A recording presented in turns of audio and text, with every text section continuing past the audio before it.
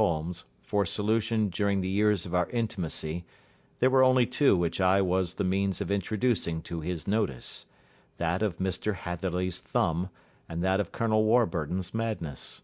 Of these the latter may have afforded a finer field for an acute and original observer, but the other was so strange in its inception, and so dramatic in its details, that it may be the more worthy of being placed upon record, even if it gave my friend fewer openings for those deductive methods of reasoning by which he achieved such remarkable results. The story has, I believe, been told more than once in the newspapers, but, like all such narratives, its effect is much less striking when set forth en bloc in a single half-column of print than when the facts slowly evolve before your own eyes, and the mystery clears gradually away as each new discovery furnishes a step which leads on to the complete truth. At the time the circumstances made a deep impression upon me, and the lapse of 2 years has hardly served to weaken the effect. It was in the summer of '89, not long after my marriage, that the events occurred which I am now about to summarize.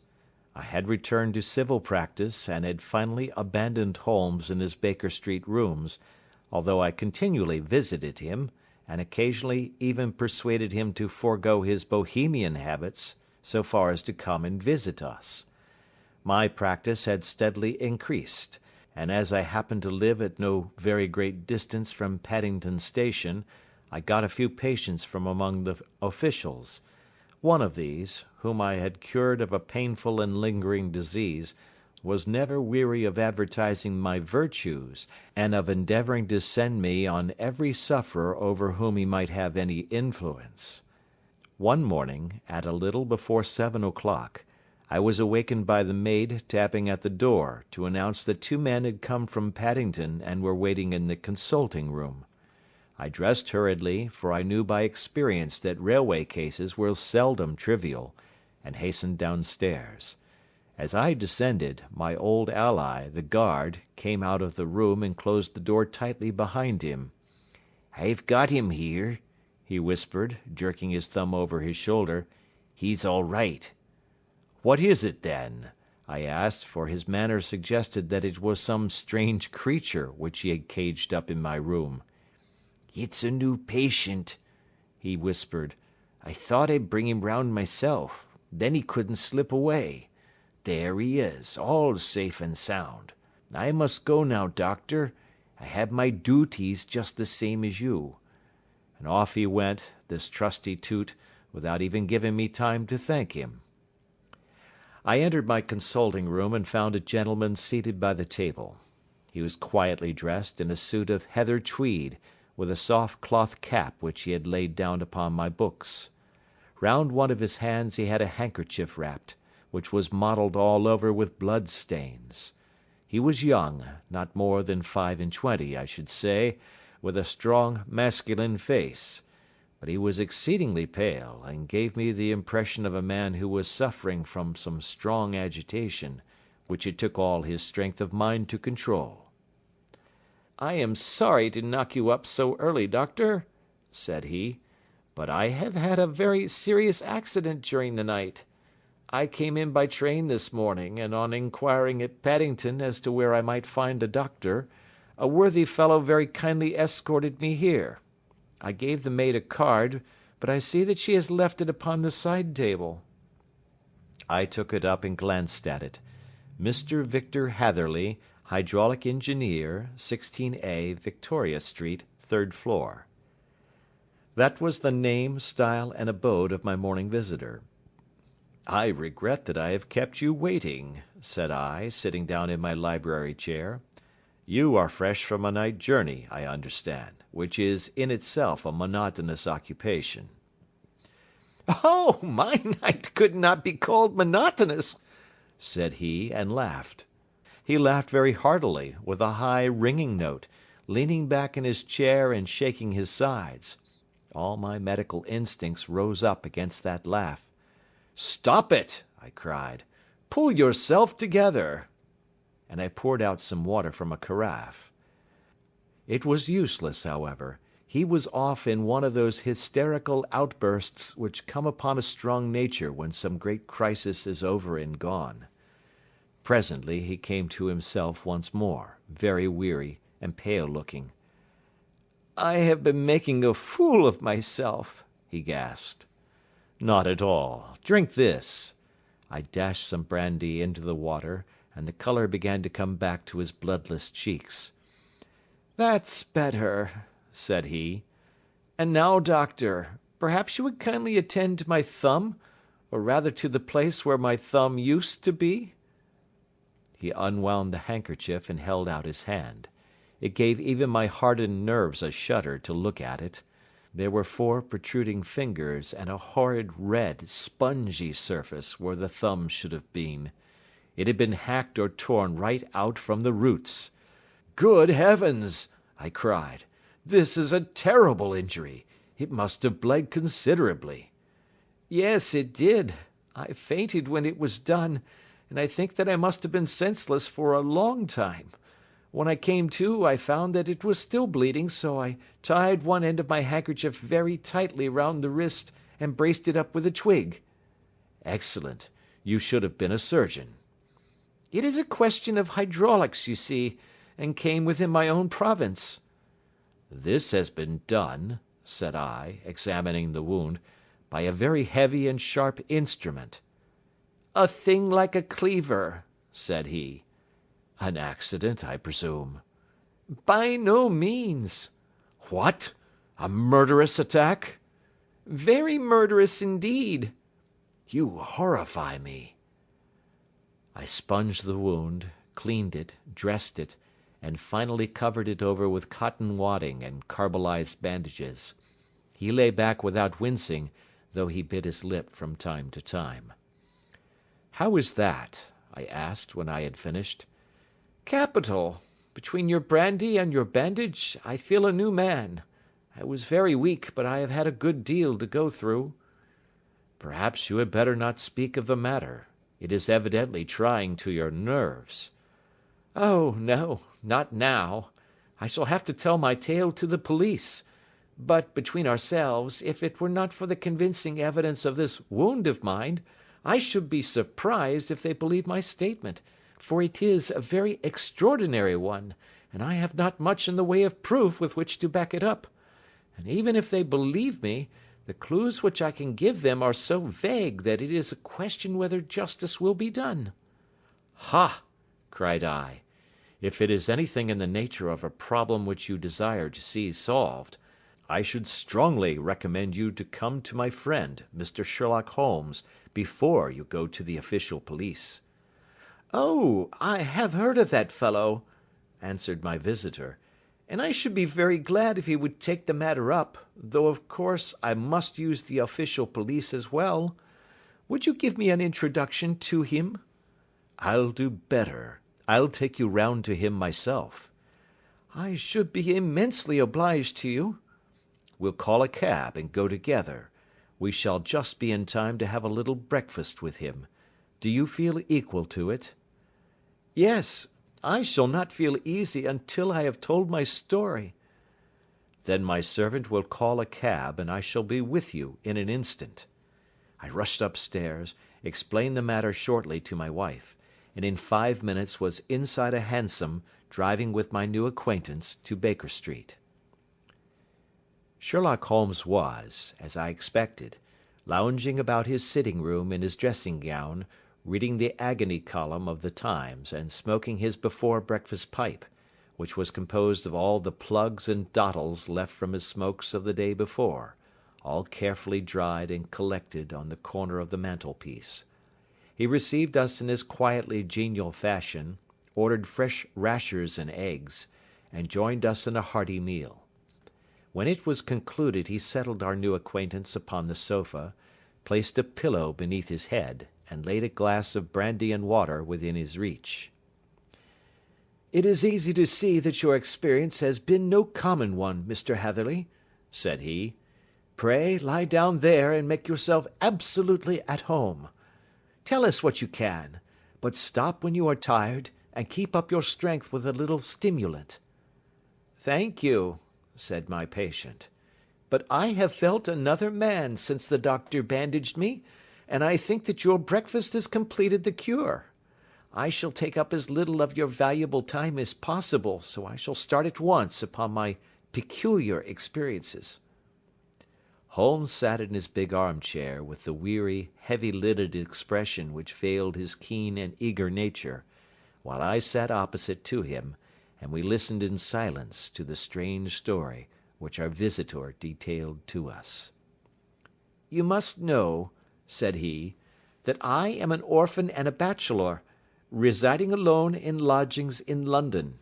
By profession I am a hydraulic engineer, and I have had considerable experience of my work during the 7 years that I was apprenticed to Venner and Matheson, the well-known firm of Greenwich.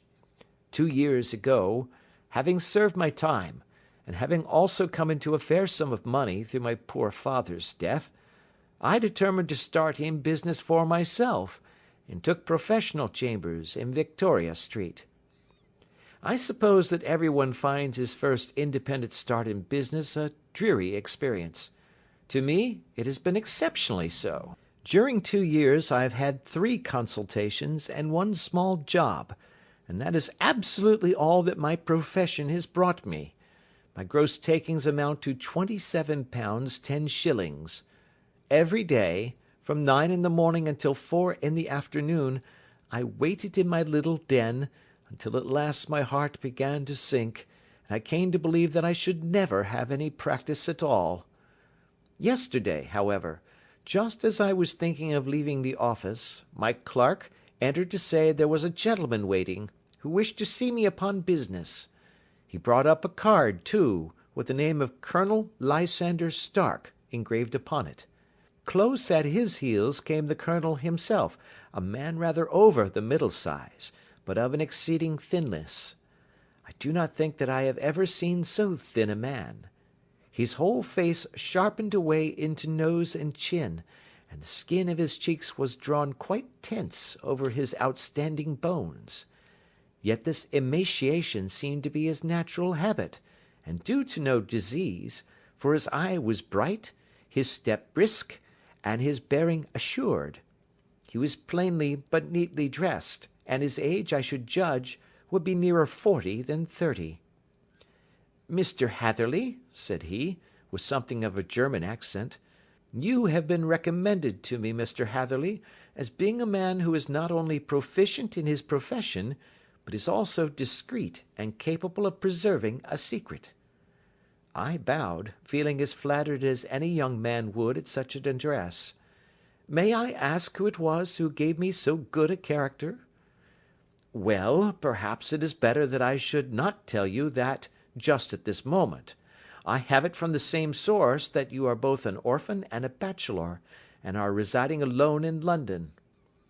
"That is quite correct," I answered, "but you will excuse me if I say that I cannot see how all this bears upon my professional qualifications. I understand that it was on a professional matter that you wished to speak to me?" "Undoubtedly so, but you will find that all I say is really to the point. I have a professional commission for you, but absolute secrecy is quite essential. Absolute secrecy, you understand, and of course we may expect that more from a man who is alone than from one who lives in the bosom of his family." "If I promise to keep a secret," said I, "you may absolutely depend upon my doing so." He looked very hard at me as I spoke, and it seemed to me that I had never seen so suspicious and questioning an eye. "Do you promise, then?" said he at last. "Yes, I promise." "Absolute and complete silence before, during, and after?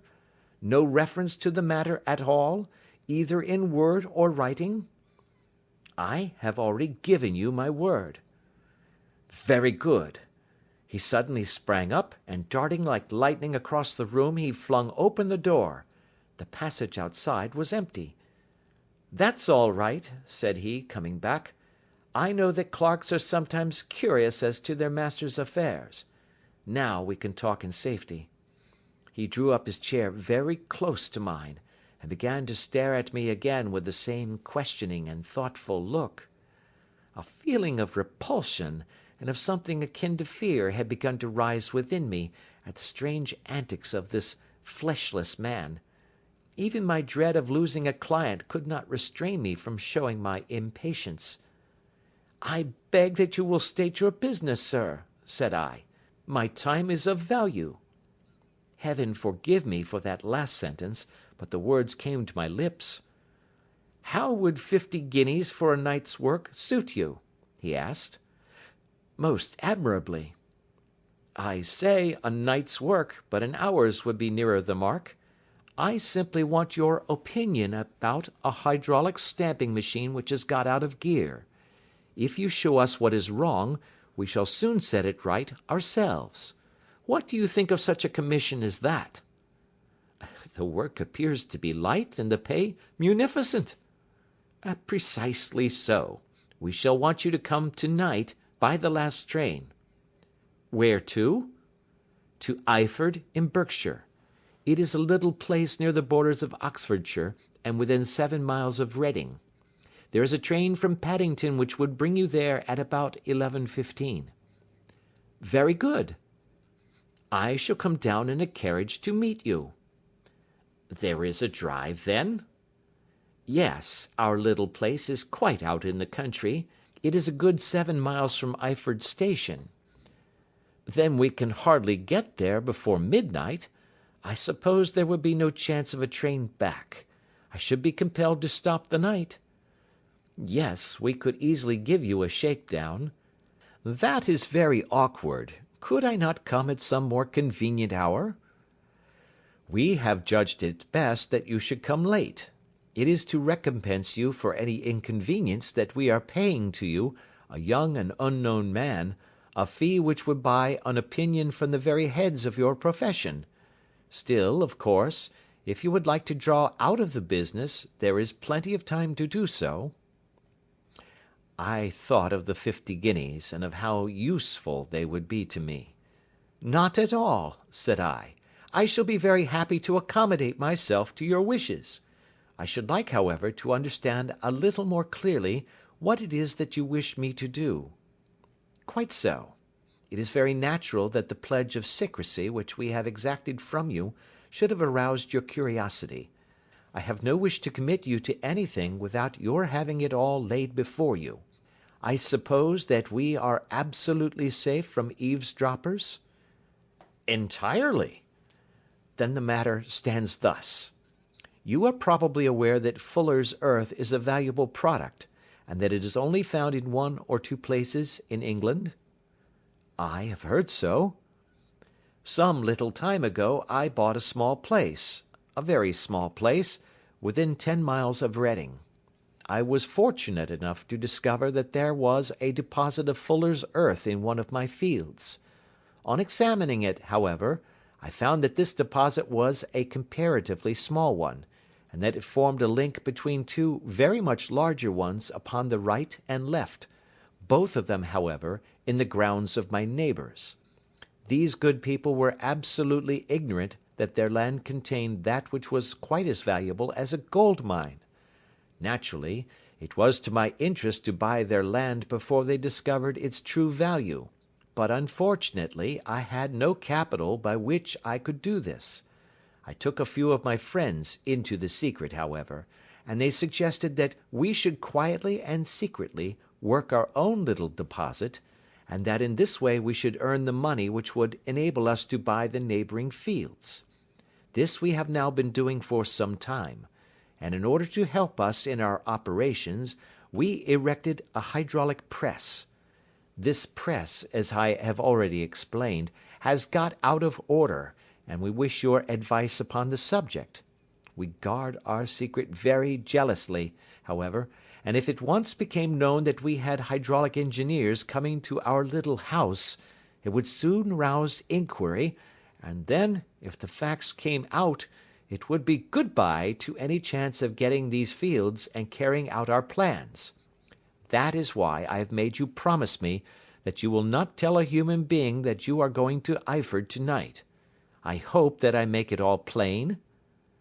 "I quite follow you," said I. "The only point which I could not quite understand was, what use you could make of a hydraulic press in excavating fuller's earth, which, as I understand, is dug out like gravel from a pit." "Ah," said he carelessly, "we have our own process. We compress the earth into bricks, so as to remove them without revealing what they are. But that is a mere detail.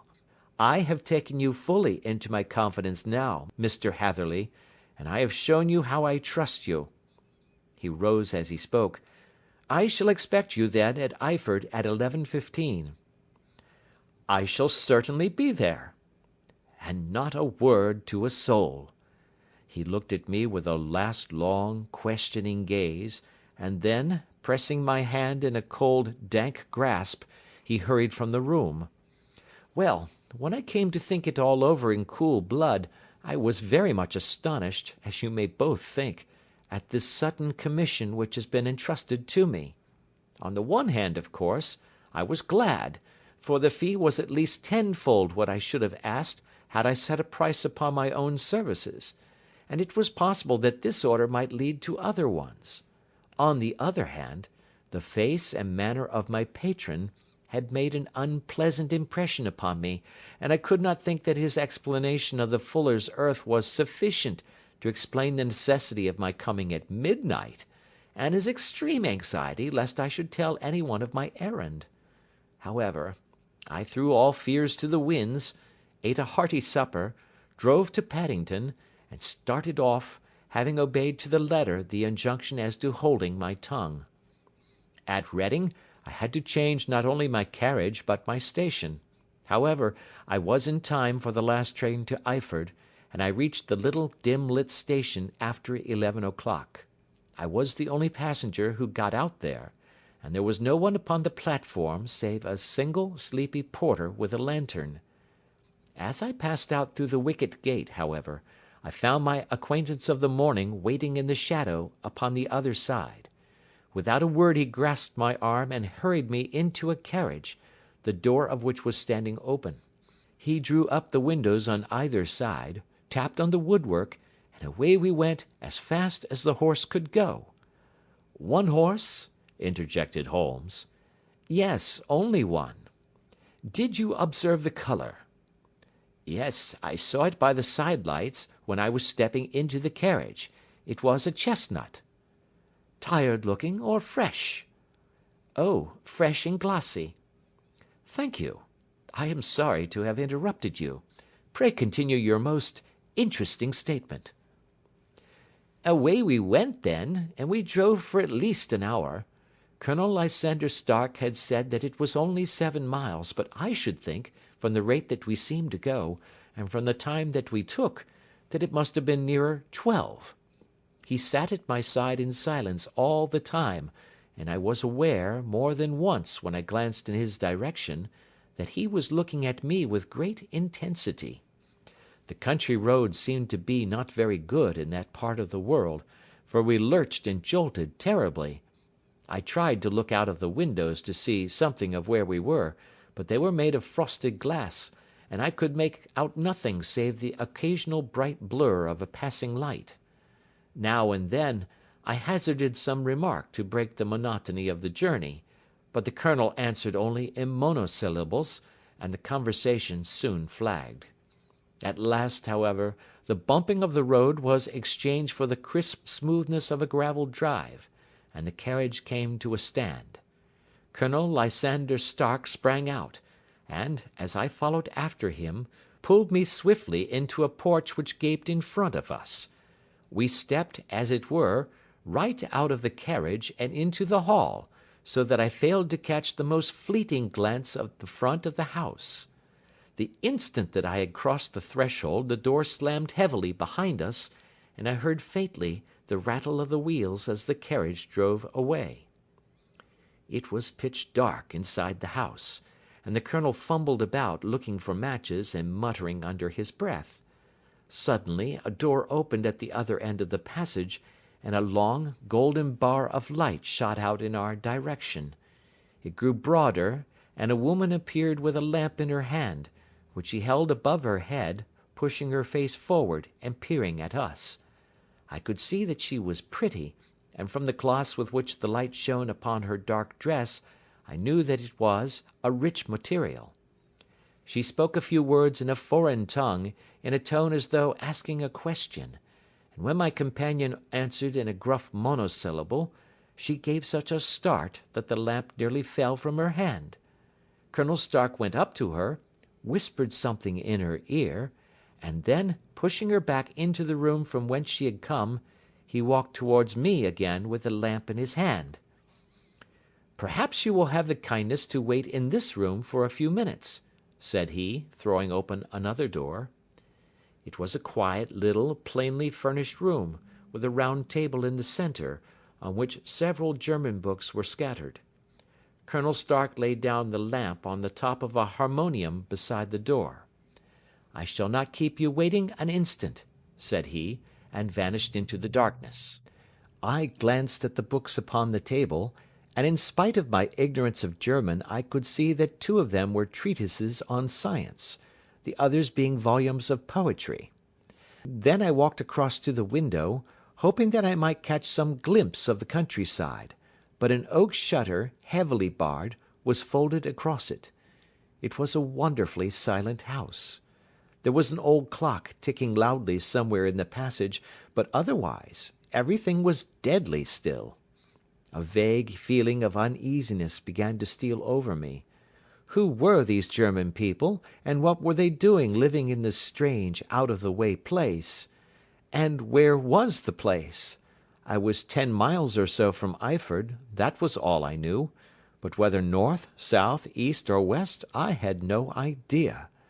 For that matter, Reading, and possibly other large towns, were within that radius, so the place might not be so secluded after all. Yet it was quite certain, from the absolute stillness, that we were in the country. I paced up and down the room, humming a tune under my breath to keep up my spirits, and feeling that I was thoroughly earning my 50-guinea fee. Suddenly, without any preliminary sound in the midst of the utter stillness, the door of my room swung slowly open. The woman was standing in the aperture, the darkness of the hall behind her, the yellow light from my lamp beating upon her eager and beautiful face. I could see at a glance that she was sick with fear, and the sight sent a chill to my own heart. She held up one shaking finger to warn me to be silent, and she shot a few whispered words of broken English at me, her eyes glancing back, like those of a frightened horse, into the gloom behind her. "I would go," said she, trying hard, as it seemed to me, to speak calmly. "I would go. I should not stay here. There is no good for you to do." "But, madam," said I have not yet done what I came for. I cannot possibly leave until I have seen the machine." "It is not worth your while to wait," she went on. "You can pass through the door, no one hinders." And then, seeing that I smiled and shook my head, she suddenly threw aside her constraint and made a step forward, with her hands wrung together. "For the love of heaven," she whispered, "get away from here before it is too late." But I am somewhat headstrong by nature, and the more ready to engage in an affair when there is some obstacle in the way. I thought of my 50-guinea fee, of my wearisome journey, and of the unpleasant night which seemed to be before me. Was it all to go for nothing? Why should I slink away without having carried out my commission, and without the payment which was my due? This woman might, for all I knew, be a monomaniac. With a stout bearing, therefore, though her manner had shaken me more than I cared to confess, I still shook my head, and declared my intention of remaining where I was. She was about to renew her entreaties, when a door slammed overhead, and the sound of several footsteps was heard upon the stairs. She listened for an instant, threw up her hands with a despairing gesture, and vanished as suddenly and as noiselessly as she had come. The newcomers were Colonel Lysander Stark, and a short, thick man with a chinchilla beard growing out of the creases of his double chin, who who was introduced to me as Mr. Ferguson. "This is my secretary and manager," said the Colonel. "By the way, I was under the impression that I left this door shut just now. I fear that you have felt the draught."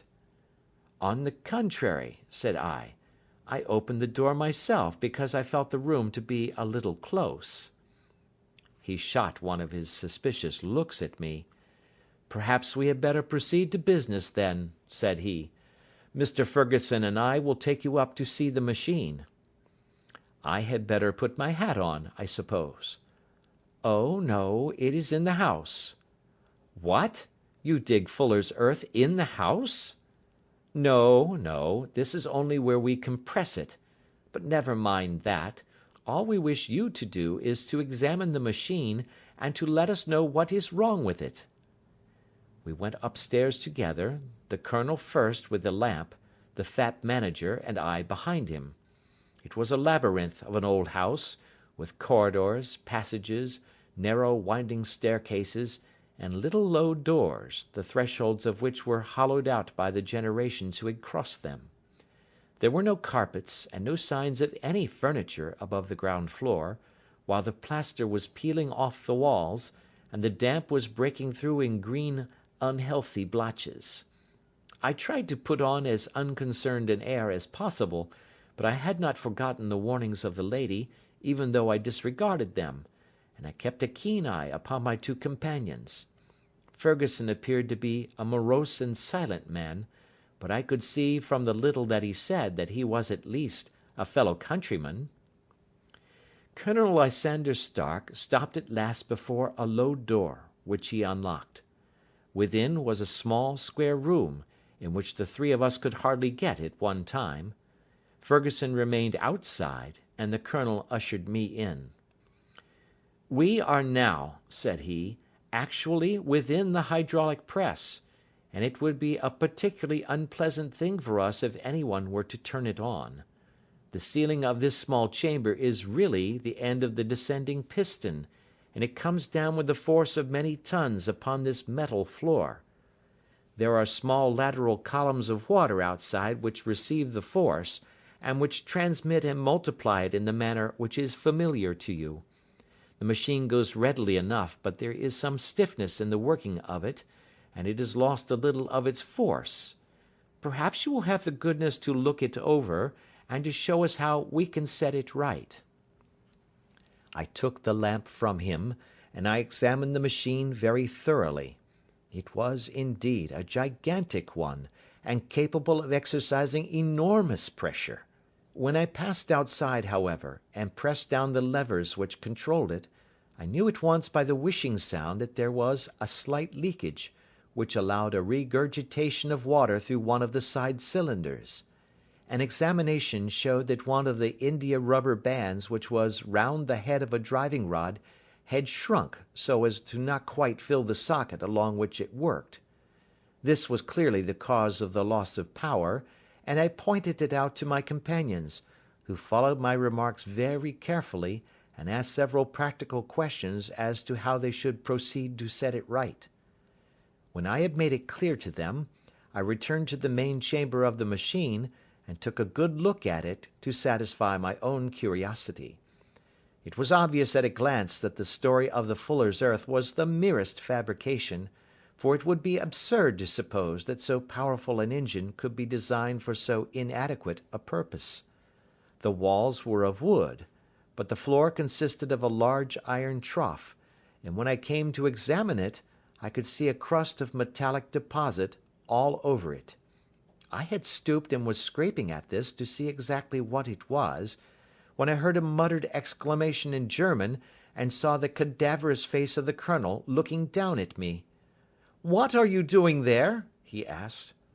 I felt angry at having been tricked by so elaborate a story as that which he had told me.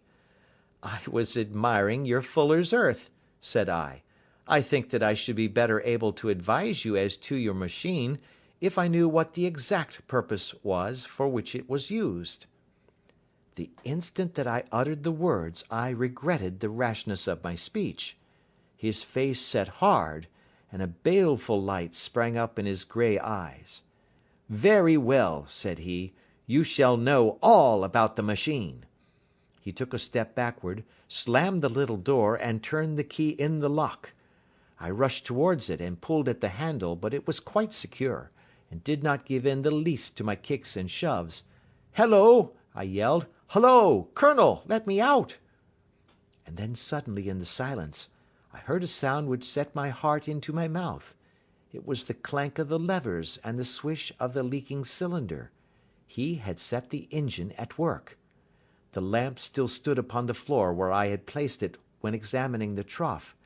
By its light I saw that the black ceiling was coming down upon me, slowly, jerkily, but, as none knew better than myself, with a force which must within a minute grind me to a shapeless pulp. I threw myself screaming against the door, and dragged with my nails at the lock. I implored the colonel to let me out, but the remorseless clanking of the levers drowned my cries. The ceiling was only a foot or two above my head, and with my hand upraised I could feel its hard, rough surface. Then it flashed through my mind that the pain of my death would depend very much upon the position in which I met it. If I lay on my face, the weight would come upon my spine, and I shuddered to think of that dreadful snap. Easier the other way, perhaps, and yet, had I the nerve to lie and look up at that deadly black shadow wavering down upon me? Already I was unable to stand erect, when my eye caught something which brought a gush of hope back to my heart. I have said that though the floor and ceiling were of iron, the walls were of wood. As I gave a last hurried glance around, I saw a thin line of yellow light between two of the boards, which broadened and broadened as a small panel was pushed backwards. For an instant I could hardly believe that here was indeed a door which led away from death. The next instant I threw myself through, and lay half fainting upon the other side. The panel had closed again behind me, but the crash of the lamp, and a few moments afterwards the clang of the two slabs of metal, told me how narrow had been my escape. I was recalled to myself by a frantic plucking at my wrist, and I found myself lying upon the stone floor of a narrow corridor, while a woman bent over me and tugged at me with her left hand, while she held a candle in her right. It was the same good friend whose warning I had so foolishly rejected. "Come, come," she cried breathlessly. "They will be here in a moment. They will see that you are not there. Oh, do not waste the so precious time, but come." This time, at least, I did not scorn her advice. I staggered to my feet, and ran with her along the corridor and down a winding stair.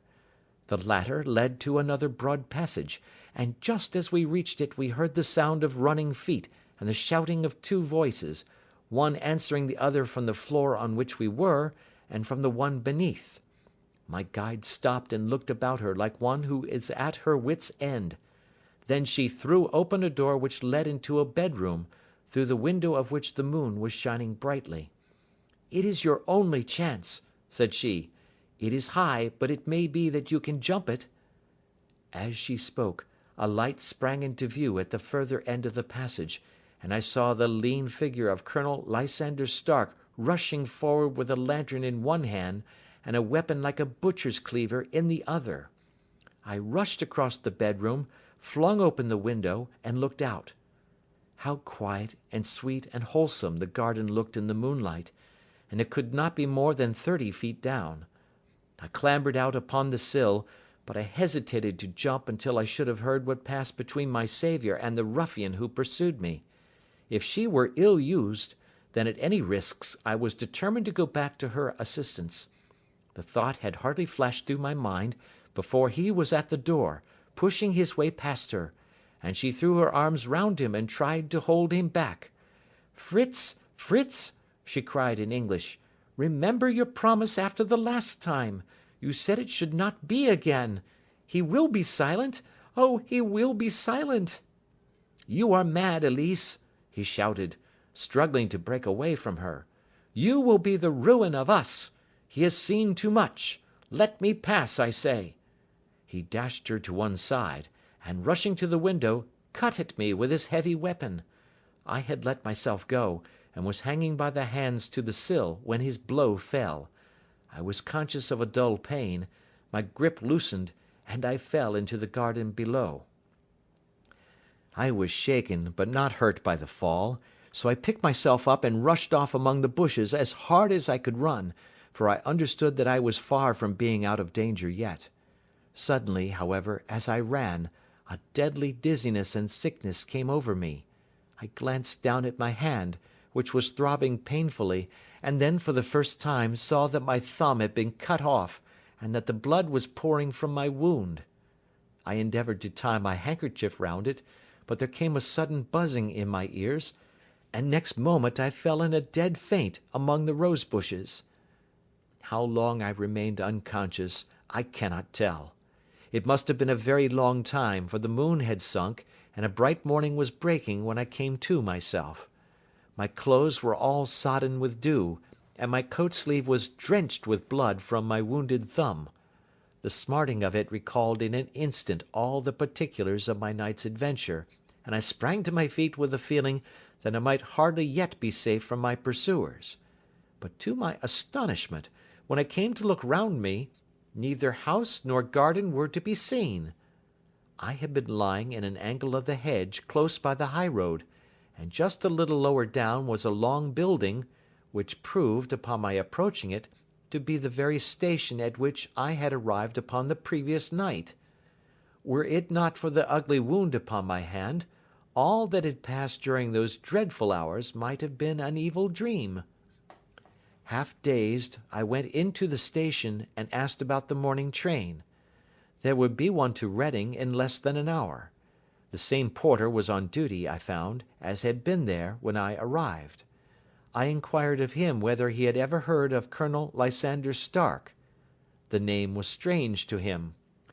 Had he observed a carriage the night before waiting for me? No, he had not. Was there a police station anywhere near? There was one about 3 miles off. It was too far for me to go, weak and ill as I was. I determined to wait until I got back to town before telling my story to the police. It was a little past 6 when I arrived, so I went first to have my wound dressed, and then the doctor was kind enough to bring me along here. I put the case into your hands, and shall do exactly what you advise. We both sat in silence for some little time after listening to this extraordinary narrative. Then Sherlock Holmes pulled down from the shelf one of the ponderous commonplace books in which he placed his cuttings. "Here is an advertisement which will interest you," said he. "It appeared in all the papers about a year ago. Listen to this. Lost, on the 9th instant, Mr. Jeremiah Hayling, aged 26, a hydraulic engineer. Left his lodgings at 10 o'clock at night, and has not been heard of since. Was dressed in, etc., etc. Ha! That represents the last time that the Colonel needed to have his machine overhauled, I fancy." "Good heavens!" cried my patient. "Then that explains what the girl said." "Undoubtedly. It is quite clear that the Colonel was a cool and desperate man, who was absolutely determined that nothing should stand in the way of his little game, like those out-and-out pirates who will leave no survivor from a captured ship. Well, every moment now is precious, so if you feel equal to it, we shall go down to Scotland Yard at once as a preliminary to starting for Eyford."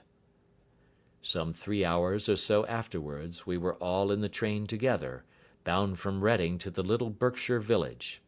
There were Sherlock Holmes, the hydraulic engineer, Inspector Bradstreet of Scotland Yard, a plain-clothes man, and myself. Bradstreet had spread an ordnance map of the county out upon the seat, and was busy with his compasses drawing a circle with Eyford for its centre. "There you are," said he. "That circle is drawn at a radius of 10 miles from the village. The place we want must be somewhere near that line.